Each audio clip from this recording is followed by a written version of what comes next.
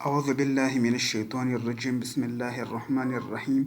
आज के लेक्चर में हम HTML के टेबल्स पढ़ेंगे। हमारे पास HTML के टेबल्स क्या हैं, तो स्टार्ट करते हैं। सबसे पहले मैं अपना वर्क स्पेस जो कि एक फ़ोल्डर में अपने VS कोड के अंदर ओपन करता हूँ, जिसका नाम मैं रखता हूँ टेबल। और इस टेबल फ़ोल्डर को मैं VS कोड के अंदर ओपन करता हूँ।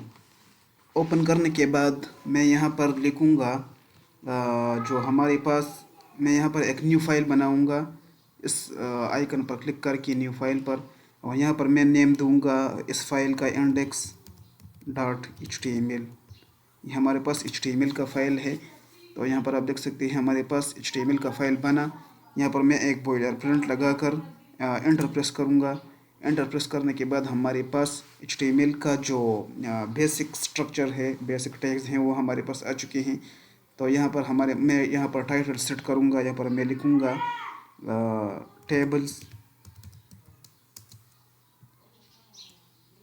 HTML tables. मैं यहाँ पर लिखूँगा HTML टेबल्स, और इसको मैं लाइव प्रीव्यू करूँगा इस एक्सटेंशन पर क्लिक करके।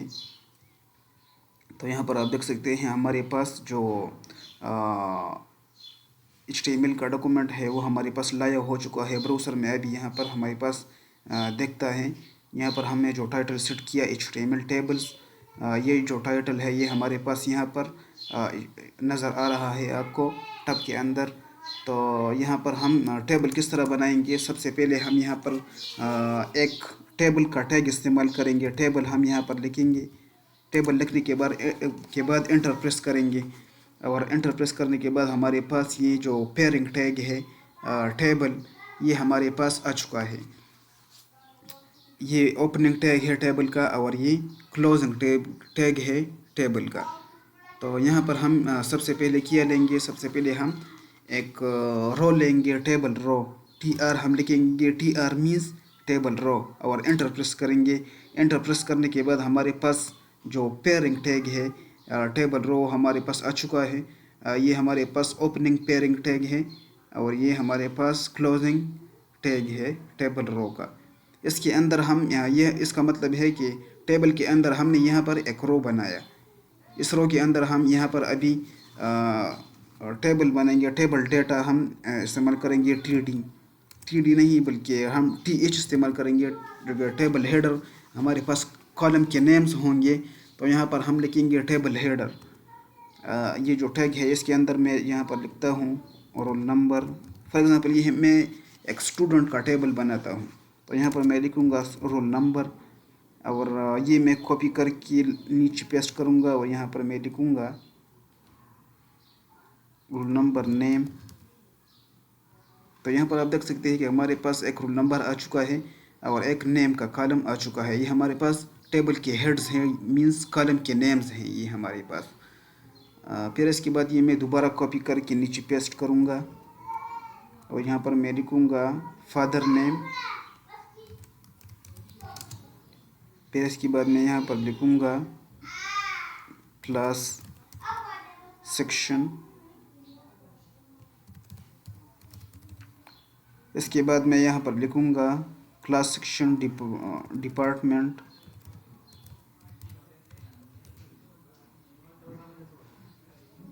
तो यहाँ पर आप देख सकते हैं कि हमारे पास जो टेबल हेडर की टैग की वजह से हमारे पास यहाँ पर टेबल कॉलम के नेम्स जो है वो आ चुके हैं।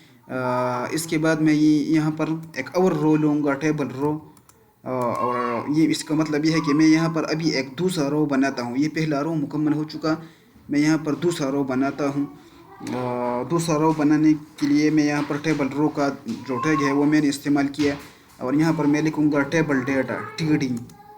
टेबल डेटा में मैं यहाँ पर रोल नंबर लिखूँगा 1।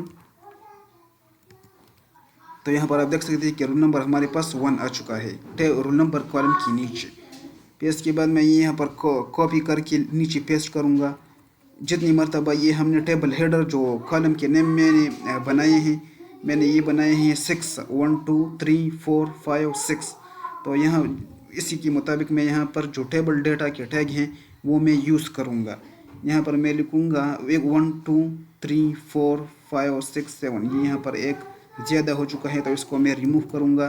और यहाँ पर मैं टेबल डाटा के अंदर मैं लिखूँगा नेम उस्मान और फादर नेम सज्जाद अली और जो क्लास है वो मैं लिखूँगा कंप्यूटर साइंस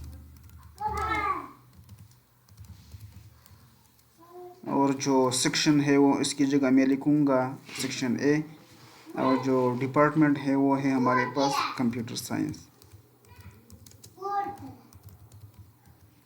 इसके बाद मैं यहाँ पर ये सेव करूँगा और यहाँ पर आप देख सकते हैं कि हमारे पास जो टेबल है वो हमारे पास आ चुका है और जो टैग्स की वजह से हमने यहाँ पर जो टेबल डाटा के अंदर हमने कंप्यूटर साइंस लिखा तो यहाँ पर आप देख सकते हैं कि हमारे पास कंप्यूटर साइंस आ चुका है।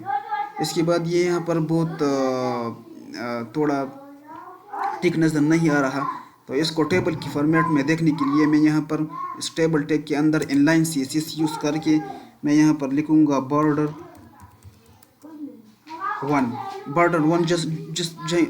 जब मैं लिखूँगा यहाँ पर border is equals to 1 double quotes के अंदर, तो यहाँ पर आप देख सकते हैं कि हमारे पास जो टेबल है वो हमारे पास कॉलम और रोज़ की शक्ल में तब्दील हो चुका है और बहुत एक अच्छी तरीके से नज़र आता है। अभी ये क्यों नज़र आता है अभी इस तरह, क्योंकि यहाँ पर जो टेबल है वो हमारे पास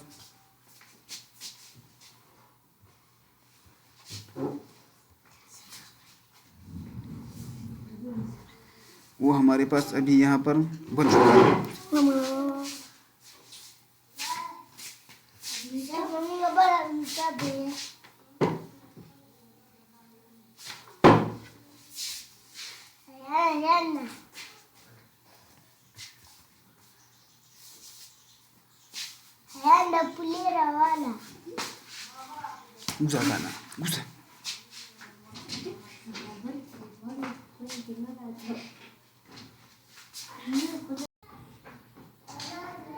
तो अभी आप यहाँ पर देख सकते हैं कि हमारे पास जो टेबल है वो हमारे पास यहाँ पर आ चुका है। इसी कोड की वजह से यहाँ पर ये जितना कोड हमने लिखा इसी कोड की वजह से हमारे पास यहाँ पर ये जो टेबल है आपको नज़र आ रहा है, ये इसी कोड की वजह से आ चुका है। अभी मैं चाहता हूँ कि हमारे पास यहाँ पर थोड़े और रोज़ आ जाएँ, तो इसी कोड को मैं कॉपी करके यहाँ पर नीचे पेस्ट करूँगा, शिफ्ट अल्ट और डाउन एरो दबा के यहाँ पर ये हमारे पास पेस्ट हुआ नीचे। तो चूँकि ये यही सेम कोड है तो सेम रो मैंने कॉपी किया और नीचे पेस्ट किया, तो यहाँ पर आप देख सकते हैं कि हमारे पास वही रो दोबारा रिपीट हुआ, क्योंकि मैंने वहाँ पर जो कोड है ऊपर जो रो है वो मैंने नीचे कॉपी किया।